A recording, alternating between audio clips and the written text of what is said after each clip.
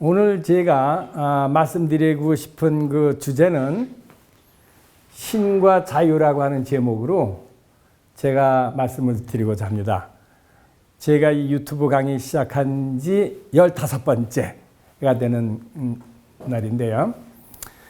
오늘 말씀을 시작하기 전에 지난번에 제가 강의를 하면서 그 김삿갓 얘기를 제가 살짝 하고 지나갔거든요.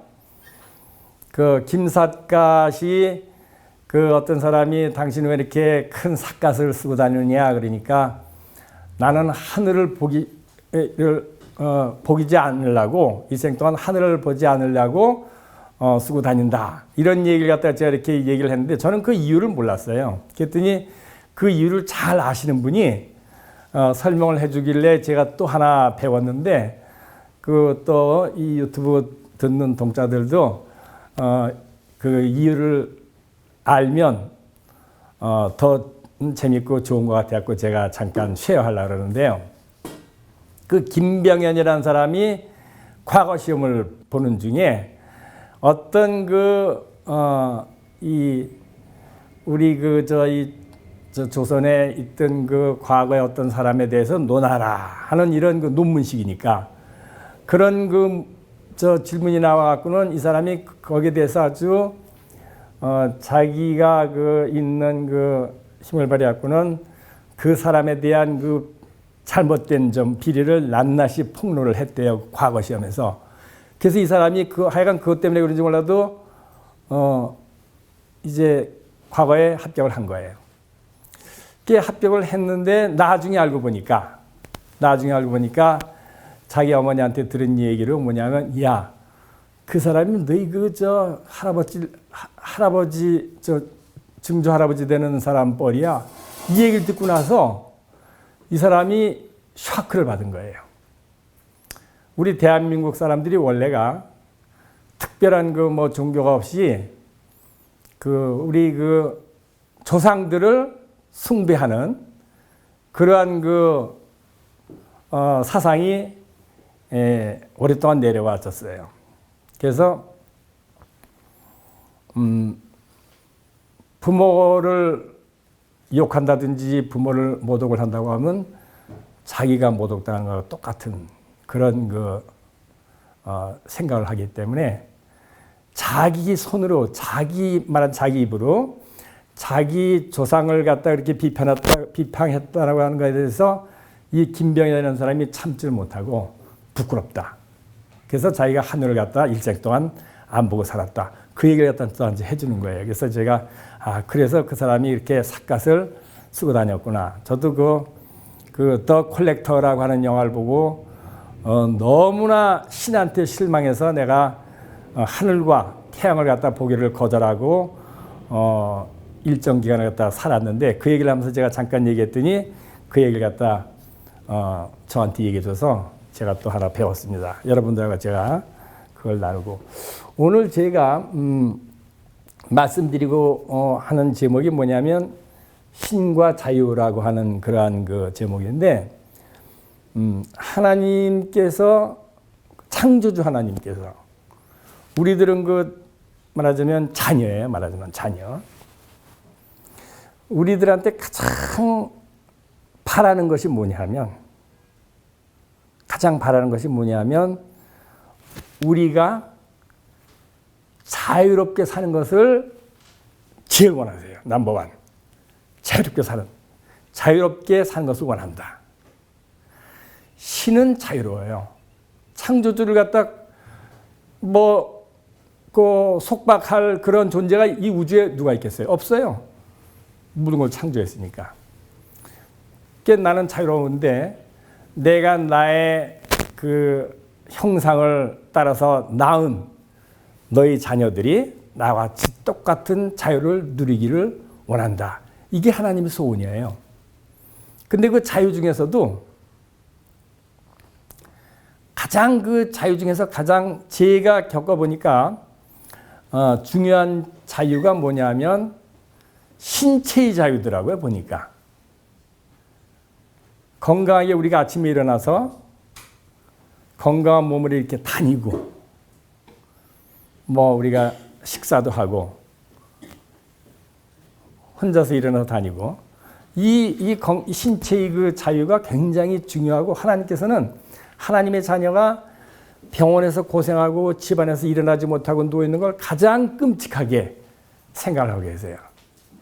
그럼 왜 하나님께서 왜 그런 사람들 자녀들인데 다 너희들 일어나 그렇게 말씀만 하면 지금 병원에 있는 사람들 다 일어날 수 있겠어요? 없겠어요? 있어요. 그런데도 왜 그렇게 안 하실까요?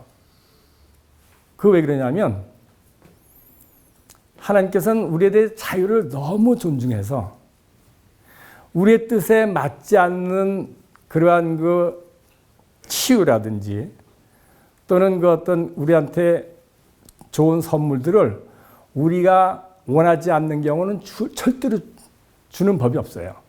그래서 그 성경에 보면은 예수님께서 병 고쳐줄 적에 사람들 병 고쳐줄 적에 그 가만히 성경을 보니까 그래요. 그냥 문둥병자 장님 지나가다 보면 그냥 낫게 해주면 좋잖아요. 근데 낫게 해주기 전에 꼭 뭐 하는 게 있어요. 뭘 할까요? 예, 질문해요. 뭘 하냐면 너 나한테 뭘 해주길 원하느냐? 꼭 물어봐요. 그러면 장님은 그 얘기를 듣고 보기를 원합니다. 그러면 이렇게 뭐 만지고 뭐 해갖고는 낫게 해주고 문둥병 환자한테 문둥병 환자가 주 예수여 나를 깨끗게 하옵소서 그렇게 얘기하는 사람한테는 물어보지 않지. 왜냐면 먼저 자기가 얘기를 하니까. 그래서 그 굉장히 우리의 그 자유 의지를 중요하게 여기시는 분이 하나님이에요. 그래서 우리는 그 우리의 자유 의지로 우리가 하나님께 이야기한다고 하는 것이 굉장히 중요한 그러한 그 아젠다고. 특별히 제가 70평생에 갖가지 병을 제가 많이 알았어요. 그래갖고는 갖가지 병에 걸리고 고통당하고 그럴 때마다 참 제가 의사한테 가기 전에 제가 누구한테 갔냐 하면 하나님한테 가갖고 자꾸만 제가 이제 물어보고 뭐 이렇게 해갖고 나름대로 어떤 좀 지혜 같은 거 갖다 좀 배운 게 좀 꽤 돼요. 그래서 우리 신체적 자유를 갖다 먼저 우리가 간단한 그런 사실들을 알면 신체적 자유를 갖는데 우선 중요한 그런 요소가 되니까 이걸 갖다 제가 좀 쉐어해야 되겠다고 하는 것들이 생각이 나갖고 앞으로는 제가 이 강의할 적에 조금 짜투리 시간을 내서 어떻게 하면 우리가 건강한 몸과 건강한 마음과 건강한 정신으로 살 수 있는가 하는 거를 제가 이렇게 나름대로 깨달은 진리를 좀 쉐어를 하려고 그래요. 저는 특별히 이렇게 보면은 나이 좀 드신 분들 보면 척추가 결려, 어깨가 결려, 허리가 아파 이런 분들이 많이 있어요. 또는 이제 우리 나이가 들면 또 이렇게 씹지를 못해요. 제가 이제 한 번은 씹지를 못해. 씹으려면 잇몸이 너무 아파요. 그래서 치과에 한번 가서 보니까 치과 의사 이렇게 하더니 충치도 없는데 고개를 갸우뚱하더라고요. 그래서 제가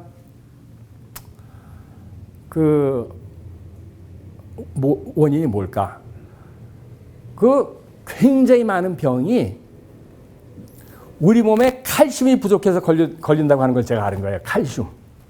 칼슘이 바로 무슨 작용을 하냐면 뼈를 만들고 뼈를 건강하게 하는 역할을 해요. 근데 우리 몸에 칼슘이 부족하면 뼛속에 있는 칼슘을 갖다 막 꺼내갖고 일을 쓰는 거예요. 이 칼슘이 얼마큼 중요하냐면 우리가 걸어 다니는데 에너지가 필요하죠. 무거운 거 드는데 에너지가 필요하죠. 임신한 여자들은 또 애를 만드는데 뼈가 많이 필요하단 말이에요. 칼슘 부족을 겪게 되면 이런 잇몸에 있는 이런 뼈들이 막 사갖고 씹지도 못하고 이 뼈가 가늘어지고 또 골다공증이 걸려요. 뼛속에 있는 그 칼슘을 막 꺼내가기 때문에. 그래서 이 칼슘과 미네랄 이 두 가지 중요한 거에 대해서 우선 물론 뭐 종합 비타민도 중요하니까 그건 하나씩 먹으면 되지만 칼슘하고 미네랄이 중요하다고 하는 걸 갖다 제가 아주 깊게 깨달았기 때문에 그걸 갖다 제가 좀 쉐어를 하고 싶고 우리 어떻게 하면 뼈를 튼튼하게 쉽게 자연적인 방법으로 가장 쉬운 방법으로 할 수 있는가 하는 걸 갖다 제가 여러분들하고 좀 쉐어하고 싶어요. 이 비만증도 칼슘하고 미네랄 부족해서 걸린다고 하는 그 얘기를 갖다 제가 들은 일이 있어요. 우리 그 칼슘하고 마그네슘을 비롯한 미네랄, 그게 이제 그 광물성인데 우리 몸에 한 70가지 중에서 90가지 정도 아주 미량이 필요한 그런 이런 미네랄이 많이 있어요, 우리 몸에. 그런데 옛날에는 그 땅이 너무나 비옥하기 때문에 뭐만 심으면은 거기서 나오는 야채들이 칼슘과 미네랄을 갖다 충분히 함유를 하고 있기 때문에 그것만 먹어도 다 됐어요. 뭐 통계를 보면 100년 전만 해도 그렇다고 그래요. 근데 지금 이 농사를 짓는 땅에다가 제가 말씀드렸죠. 땅이라고 하는 건 6년 우리가 이렇게 개간하면 1년은 푹 쉬게 해야만 다시 회복을 돼요. 이 모든 영양분 같은 것도 이 땅 속으로부터 다시 갖고 와서 흙이 다시 이렇게 되는데 그러한 그 사람들이 안식년을 지키지 않고 계속 매년 개간을 하니까 흙들이 영양분을 많이 잃었어요, 지금은. 그래서 지금은 우리가 야채 같은 거 이렇게 마켓에 가도 아주 싱싱하게 보이지만은 그 함유되는 그 미네랄과 칼슘이 굉장히 떨어져요.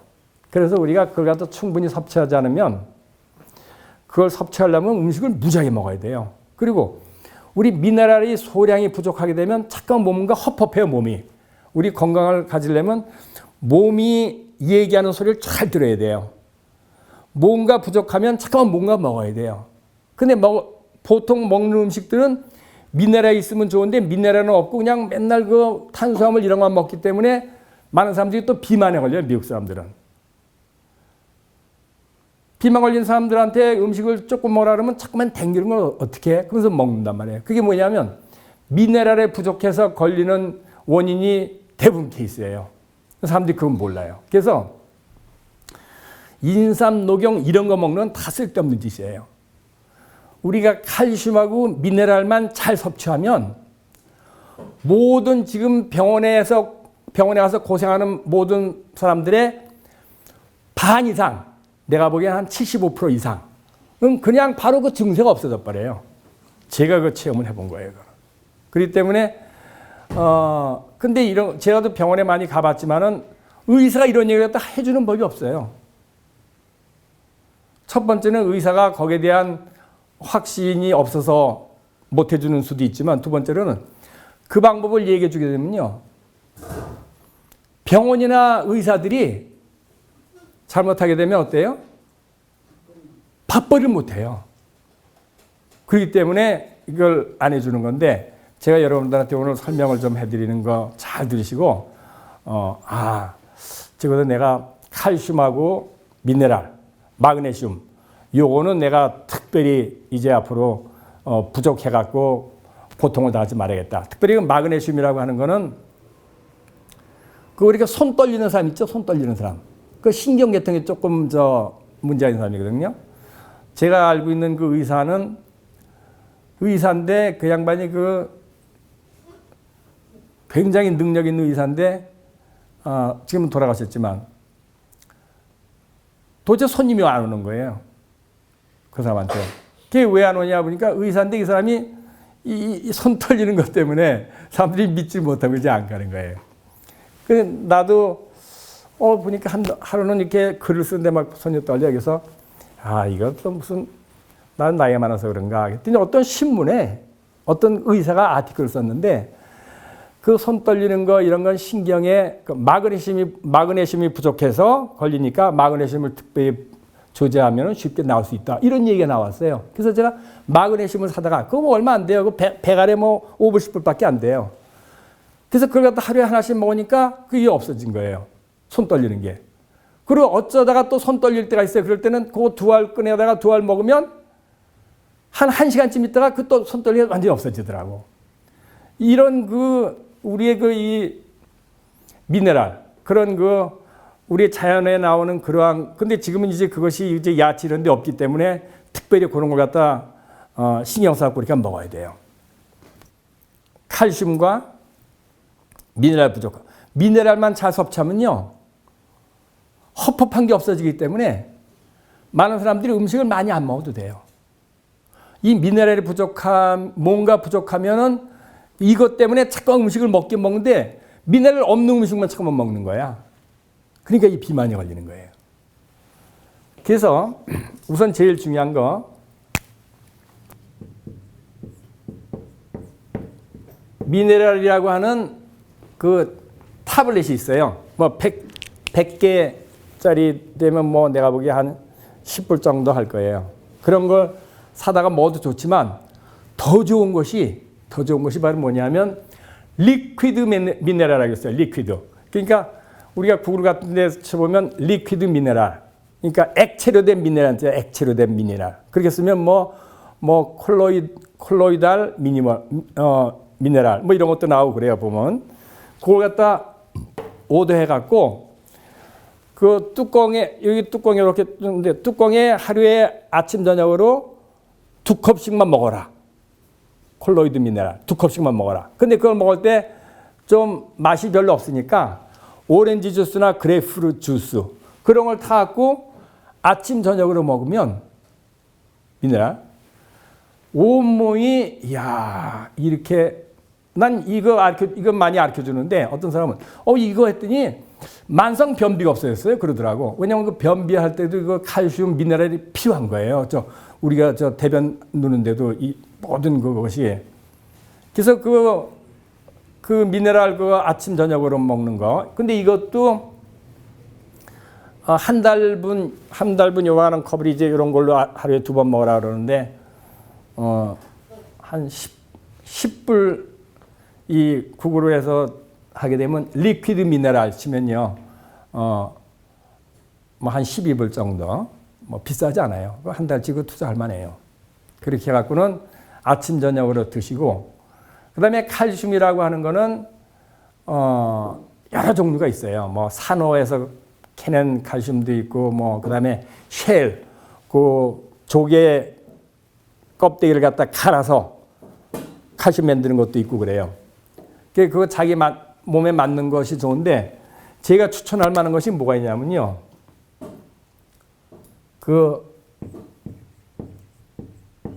낙스, 이게 브랜드 네임인 것 같아요. 낙스 젤라틴이라고 있어요.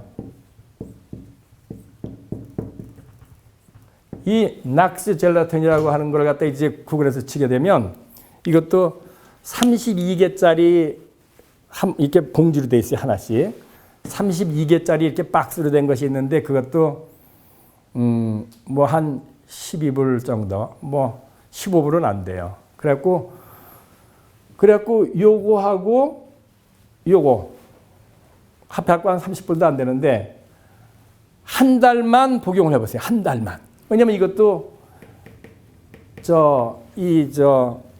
한 달치 보통 먹는 요만한 플라스틱 바를로 들어가 있는 건데, 그거 아침 저녁으로 잡수고, 그다음에 낙스 젤라틴이라는 이렇게 봉지로 돼 있어요. 봉지로 돼 있어. 이게 그 젤로 만드는 재료예요. 근데 이건 칼슘 덩어리예요, 완전히. 보통 닭 뼈 같은 걸 갖다 완전히 말리고 갈아갖고 그래갖고 만든 그 가루인데, 이거는 저는 어떻게 먹냐면 가끔 믹서에다가 믹서에다가 뭐 요구르트 같은 것도 좀 섞고, 이 젤라틴 같은 거 하나 섞고, 그 다음에 뭐 사과 같은 것도 그냥 뭐 잘라갖고 집어넣고, 그래갖고 믹서로 갈아갖고 오렌지 주스 좀 집어넣고, 뭐 또는 소이 밀크, 콩으로 만든 밀크 이런 거 섞어갖고 아침에 갖다 좀 그리고 저 미네랄 따로 먹지 말고 여기다가 그냥 같이 섞어 먹어도 돼요. 이렇게 그래갖고 먹으면 한 달 정도 제가 했더니 하여간 걸어 다녀도 이제 뭘 걸어 다니면 피곤하잖아요. 한 30분 걸으면 피곤해갖고 앉아서 쉬어야 되는데 30분 그냥 2시간 걸어도 쉴 필요가 없을 정도로 다리에 힘이 좋고 그 다음에 제가 이렇게 씹으면 여기가 아팠어요. 그 잇몸이. 그게 아니고 완전히 없어졌어. 씹으면 잇몸이 아픈 게 완전히 없어졌어요. 그래갖고는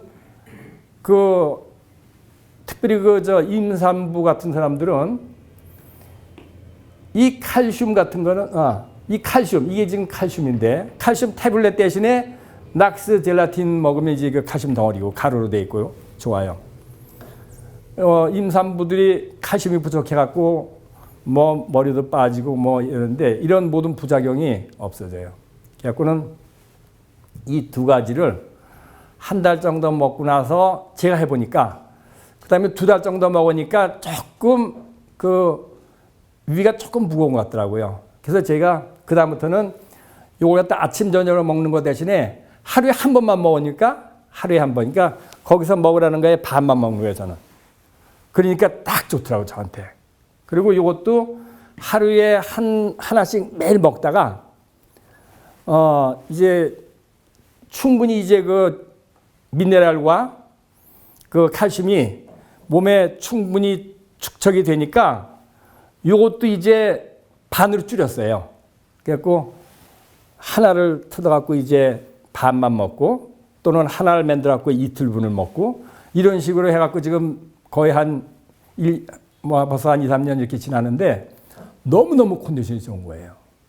그러니까 이런 간단한 그 방법으로 우리가 건강을 갖다 찾을 수가 있는데 하나님께서는 이거 어때요? 우리가 째거나 병원에서 주사 맞는 필요도 없는 거예요. 이건 의사 볼 필요도 없는 거예요, 이거는.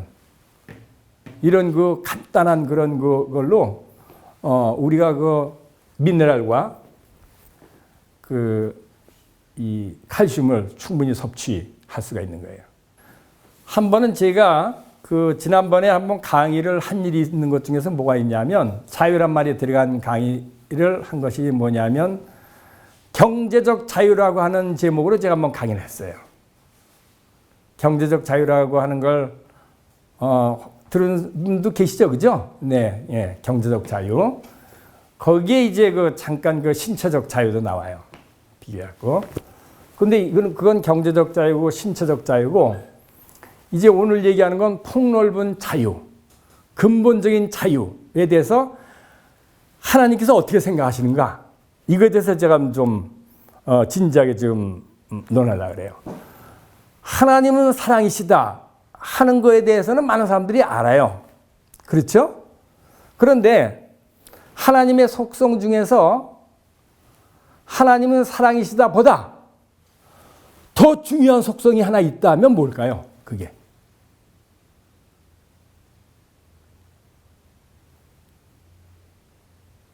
그게 바로 자유예요.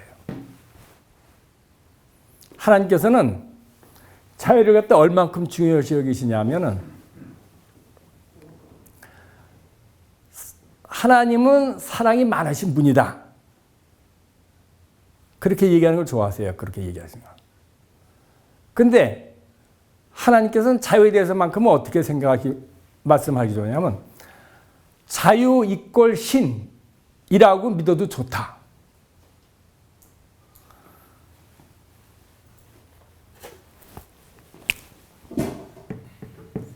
자유, 신,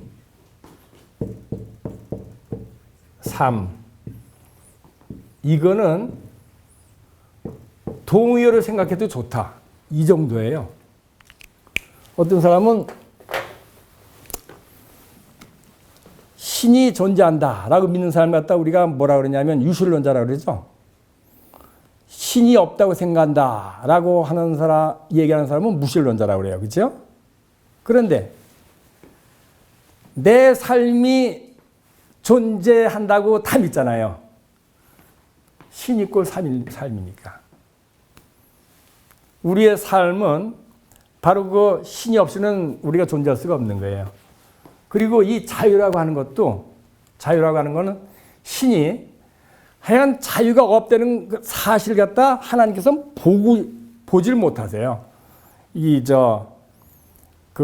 마음이 너무 이 자유를 갖다 억압하는 거에 대해서 싫어하시기 때문에. 그래서 우리가 이 자유라고 하는 걸 갖다 우리가 잘 알아야 되는데, 왜 많은 사람들이 교회나 뭐 절에 열심히 나가도 제가 지금 얘기하는 이 아젠다를 갖다 확실히 깨달은 사람이 별로 없어요. 왜 그럴까요? 어떤 종교단체든지 너희들이 무한한 자유를 가졌어 라고 하는 명제 자체를 좋아하는 종교단체가 없어요. 순종하기를 원하지. 뭐 얘기하는 걸 갖다 그대로 철저하게 지키기를 원하지. 너희들은 무한한 자유를 가진 존재야. 그 자체를 갖다 인정하는 종교단체가 없기 때문에 지금 제가 말씀드리는 거에 대해서 야, 이제까지 들어보지 못한 얘기다 라고 여러분들이 생각할지 몰라요. 그러나 이것이 너무나 사실은 중요한 얘기예요. 우선 하나님께서 저 하나님의 그 절대 세계에 없는 무엇이 여기에 존재하는 게 많이 있어요. 여러 개가 있어요. 그런데 하나님께서는 그 존재가 하나님이 귀히 여기는 하나님의 자녀들의 자유를 더 증진시키느냐 속박하느냐에 따라서 굉장히 관심을 많이 가지세요. 특별히 자유와 관계된 그러한 말하자면 그런 조직들을 갖다 제가 몇 가지 나열을 할 테니까 한번 들어보세요. 첫 번째로는 이 세상에 이 나라라고 하는 조직이 있죠. 나라, 국가. 그렇죠? 근데 그거는 없어서는 안 되는 조직이에요. 꼭 필요해요. 그죠? 왜냐하면 뭐 서로 공동 운명체고 공동으로 우리가 살아가기 위해서 프로텍션을 해야 되고 또 서로 잘 살기 위해서 우리 나름대로 또 뭐 힘을 합치고 뭐 그렇게 해야 되기 때문에 나라. 그러나 또 나라가 제대로 굴러가려고 그러면 꼭 사람들한테 법을 만들어서 지키기를 원하잖아요. 근데 그것이 최소로 하기를 원하세요. 하나님께서는. 꼭 지키긴 지켜야 되지만 최소로 하기를 원하세요. 그래서 하나님께서 뭘 싫어하시냐면 독재 국가를 싫어하는 이유가 법이 엄하고 많은 것을 아주 싫어하세요. 꼭 필요한 것만 있으면 좋다. 그래서 저도 이렇게 살아가면서 말이죠. 이 세상에 법이 너무 많다고 생각해요. 우선 예를 들어 우리가 뭐 자동차나 타도 말이죠. 뭐 시트벨트를 안 하면 법에 걸리잖아요. 뭐 우리가 빨간불에 건너가면 안 된다. 그건 이제 우리가 서로 뭐 안전하기 위해서 하는 거지만 시트벨트도 사실은 안전한 거예요. 그러나 그 시트벨트가 생긴 그 원인 그런 그 과정을 쭉 살펴보면 여러분들은 놀랄 거예요. 사실 그 뭐 시트벨트 안 해갖고 사고 당해갖고 자기가 중상당하거나 뭐 죽거나 그러면 뭐 자기 책임이지 뭐 누구 불림할 수는 없잖아요. 그런데 그걸 갖다 이렇게 입법화하기까지는 그 자동차 보험회사의 끈질긴 노력으로 왜냐하면 사람이 덜 다쳐야만 보험비용이 조금 나가니까 아시겠죠? 뭐 예를 들어 그런 거 또는 우리가 너무 자질구레한 그런 그 법들이 많이 어떤 데서는 드라이브 하다가 이제 커피 마셔도 걸리면 티켓이다. 이런 것도 지금 하는 데가 있어요. 그건 너무 내가 보기에 이제 too much. 너무 심한 거예요. 자유 갖다 이제 억압하는 거예요. 하여간 뭐 너희들이 세금을 내야 된다. 우리가 세금을 내야 갖고 나라를 갖다 운영하는 건 필요해요. 그러나 더 많이 걷어갖고 어떻게 뭐 이 큰 정부를 만든다. 이거 하나님이 아주 싫어하시는 거예요. 아주 꼭 필요한 것만 걷어갖고 국민들 영업하는 것도 자유롭게 뭐든지 자유롭게 꼭 필요한 것만 해갖고 여기서 치안을 지킨다든지 하는 것만 해야지 이것이 무슨 뭐 하나님이 하시는 일까지 다 하려고 그냥 어마어마한 돈을 다 걷어갖고 거지들 다 도와준다. 그것 다 하나님 뜻이 아니에요. 그렇기 때문에 이 정부라고 하는 거 우선 하나님께서 원하시는 정부가 어떤 정부라고 하는 거. 두 번째로 인간의 자유를 갖다 억압하는 그러한 그 조직이 뭐냐면요. 종교. 하나님을 소개하고 하나님이 얼마나 자유롭고 하나님께서는 얼마나 자유를 사랑하시는가 하는 이러한 걸 갖다 사람들한테 알려서 하나님의 자녀들이 하나님을 우러보고 사랑하고 하나님 안에서 진짜 자유를 갖다 누리게 하는 것이 하나님의 소원인데 어떤 교회 가면은 이래요. 수고하고 무거운 짐진 자들아 다 내게로 오라. 내가 편히 쉬게 하리라. 얼마나 이 얘기가 좋아요. 그래서 그냥 너무나 여기서 고통에 찌들어갖고 교회를 찾아가니까 있는 고통을 줄여주기는커녕 이제 너희는 일주일에 한 번씩 꼭 교회 나와야 되고 11조 내야 되고 뭐 하지 말아야 되고 새벽기도 언탑 어마어마한 짐을 더 지어주는 게 종교단체예요 지금. 그렇기 때문에 완전히 거꾸로 가는 거예요. 거꾸로. 하나님께서는 옛날에 그 마키아벨리라는 사람이 이런 얘기를 했어요. 모든 권력은 망한다. 절대 권력은 절대로 망한다. 뭐 이런 얘기를 했는데 하나님께서 싫어하시는 거는 이 종교단체를 크게 만들어서 여기에 무슨 금권, 무슨 이권, 명예권 이런 것이 결부되는 걸 정말 싫어하세요. 하나님께서는.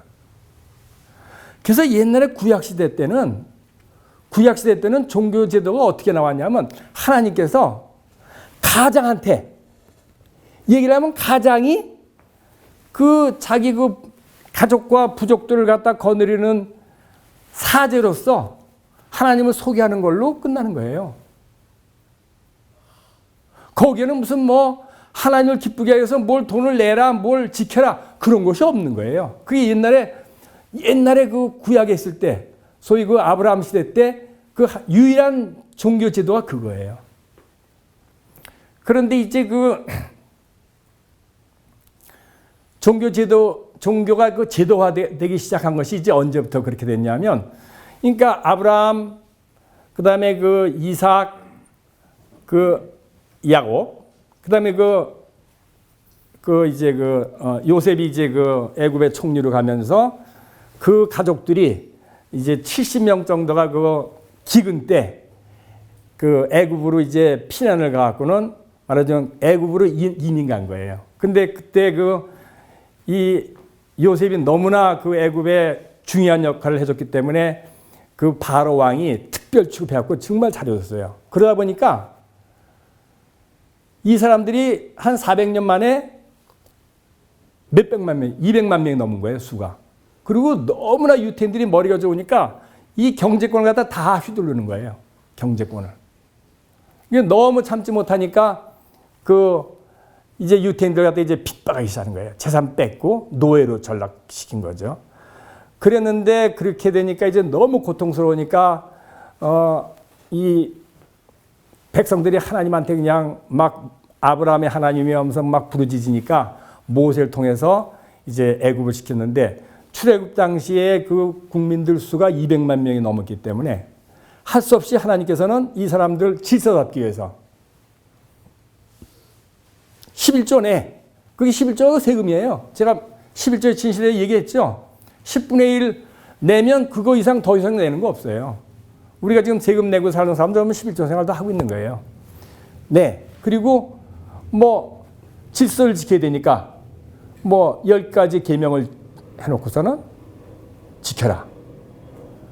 그거는 종교 제도가 자유를 갖다 억압한 것이 아니고 그 당시엔 그게 국가예요, 국가. 아시겠죠? 모세와 아론의 가족이 레위 지파인데 레위 지파가 너희들 12분의 1이에요, 수가. 공무원이야, 너희들은. 너희들은 공무원이고 너희들은 이 양치거나 농사 짓지 말고 다른 사람들이 10분을 갖고 오면 그걸로 너희들이 먹고 국가를 갖다 너희는 운영해. 그래서 그때 그 사람들이 한 게 주로 뭘 했냐면 재판관 노릇을 했어요. 재판관 노릇.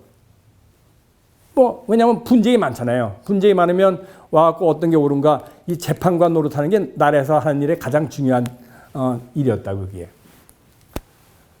그래서 이 종교단체가 지금 하나님에 대한 이 가장 중요한 속성을 유린하고 있는 거예요.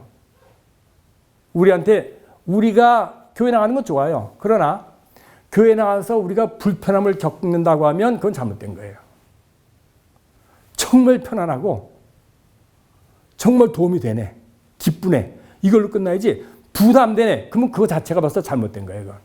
근데 이 교회가 벌써 2000년 동안 내려오면서 너무너무 자유를 갖다 속박하고 옛날에는 성경을 갖고 있다가 걸리기만 해도 화형에 처했어요. 옛날에는. 죽이고. 그건 역사가 다 증명해요. 암흑시대. 그랬잖아요. 근데 지금은 그렇지 않다 하더라도 교회가 생존해 나가려고 하면 사람 수 채워야죠. 돈이 필요하잖아요. 모든 조직이. 돈이 필요하니까 하나님 이름을 걸지 않으면 사람들이 또 내질 않아. 회비다. 이번에 올 때마다 10불씩 갖고 오세요. 그거 잘 거치나요? 또 10불씩 갖고는 되지도 않지. 이 교회가 요구하는 거는 어마어마한 교회에다가 어마어마한 그런 전도 방법, 돈도 많이 들죠. TV 이런 것도 했고. 그런 돈을 갖다 작출해 내려니까 갖가지 아이디어를 써갖고는 사람들의 이 자유를 갖다 이제 억압하는 거예요. 그래서 이 정부하고 종교단체, 이 정부 싫으면 너무 그런 북한 같은 나라에서는요, 너무 자유를 억압하니까 가능하면 다른 나라로 이민 가는 게 좋지만 그것도 허용을 안 하잖아, 지금 거기서. 종교단체는 여러분들 꼭 내가 있는 교회가 불편하면 거기에 있을 필요 없는 거예요. 교회를 옮겨도 좋고, 교회를 안 나가고 내가 마음속으로 하나님을 갖다 모시고 살아도 좋은 거예요, 저같이. 그러니까 하나님께서는 자유를 억압하는 그러한 이 세상에 꼭 필요는 하지만은 이런 조직들을 아주 안타깝게 바라보시고 계시는 하나님이 계시다는 걸 우리가 꼭 알아야 돼요. 세 번째 조직은 또 뭐가 있을까? 자, 정부하고 제가 종교 조직을 얘기했어요. 세 번째는 뭐가 있을까요? 혹시 생각나는 거 있어요? 정부 조직, 그 다음에 교회 조직, 세 번째 또 하나님이 안타깝게 바라보고 계시는 조직이 하나 있어요. 근데 제가 이번에 이거 쓰게 되면 여러분이 너무너무 놀랄 거야. 그렇게 놀랄 만한 조직이 뭐가 있을까요? 예? 예? 뭐예요? 예? 의료단체. 의료단체. 아니에요. 의료단체.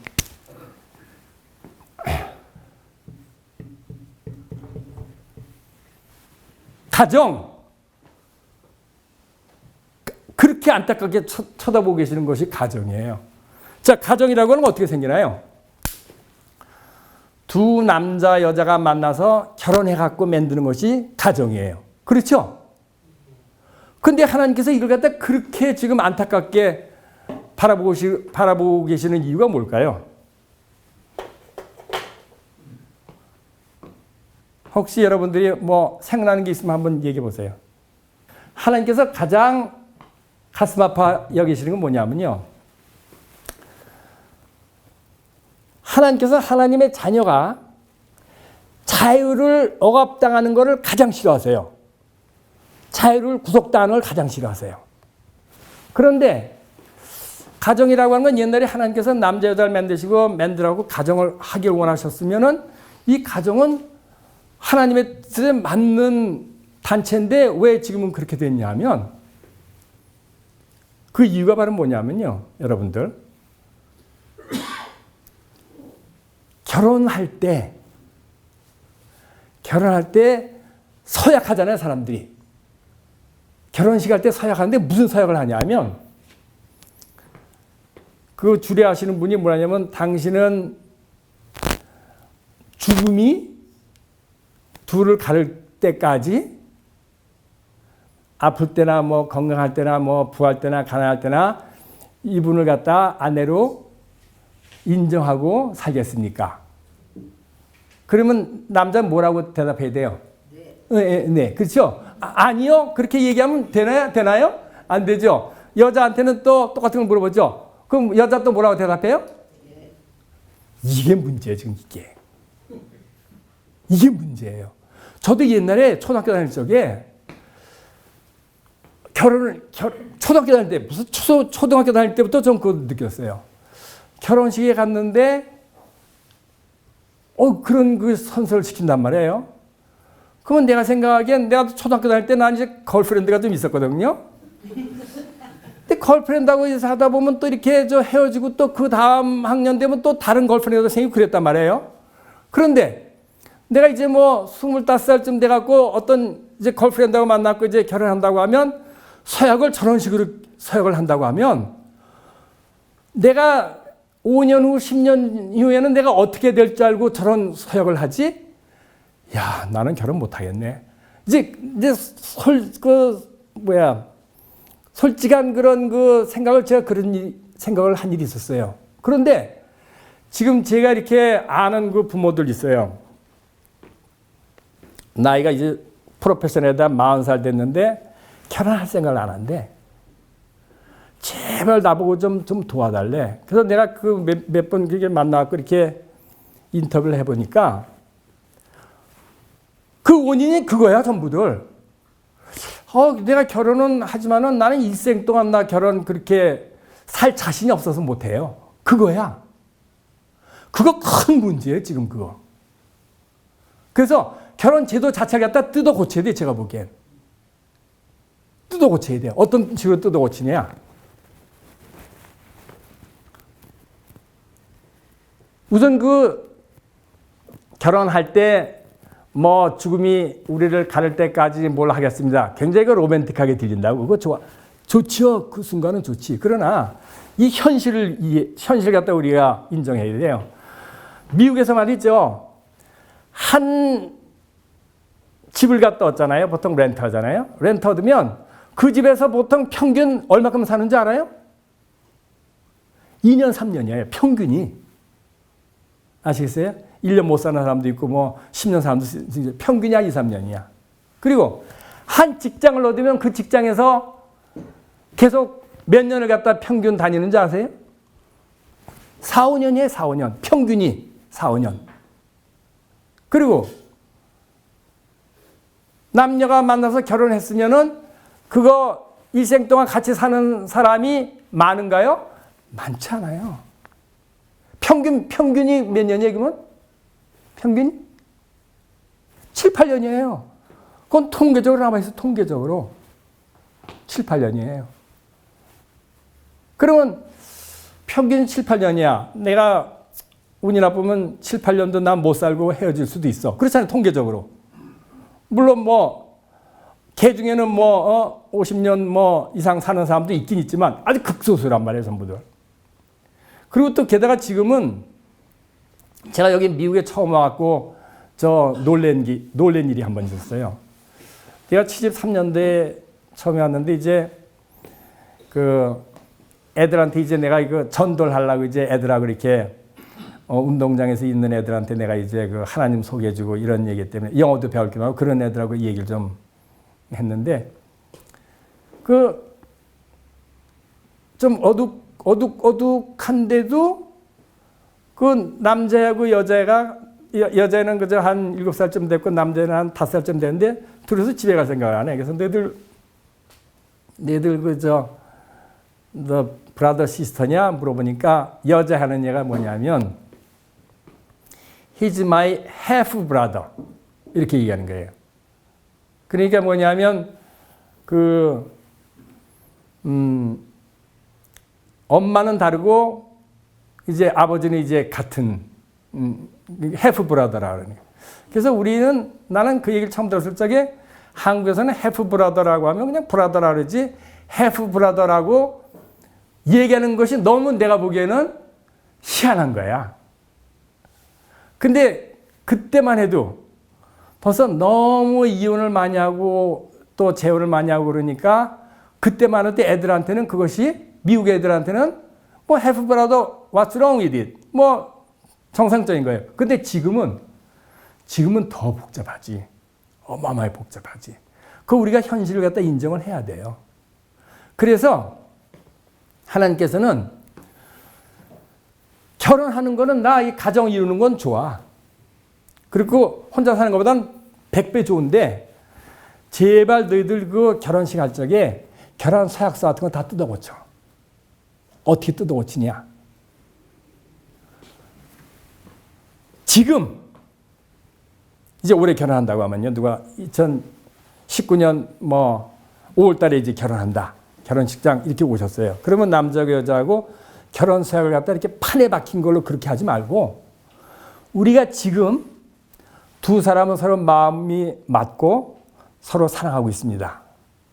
우리가 지금 한 가정을 갖다 이루기로 했습니다. 여러분들이 축복해 주시고 저희들이 이 가정이 행복하고 또 자녀도 우리가 많이 낳고 또 우리가 오랜 행복을 할 수 있도록 축복해 주십시오. 이렇게 바꾸려는 거예요.